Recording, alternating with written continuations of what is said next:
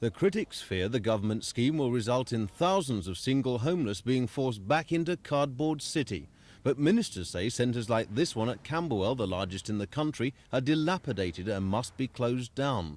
Numbers have already fallen. In the 60s, Camberwell housed 1,000 men down on their luck or alcoholics.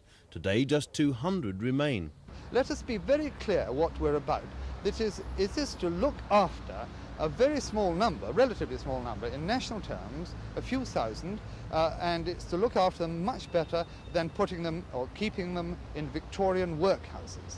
You'll continue to pay for them then? As I say, that is the essence of the proposition. Local authorities fear they won't be able to cope without extra government cash. Labour's Shadow Social Services Secretary Michael Meacher denounced the scheme as cruel, dishonest and cynical. Her town hall chief was just as scathing. If you go to Camberwell Reception Centre and look at Camberwell Reception Centre, look at the facilities we are asking men to live in there. We are asking them to live in an old Victorian workhouse where there has been no expenditure done on it for years, where people sleep on the floor in many cases with no mattresses, where bathing facilities and bathing facilities are inadequate.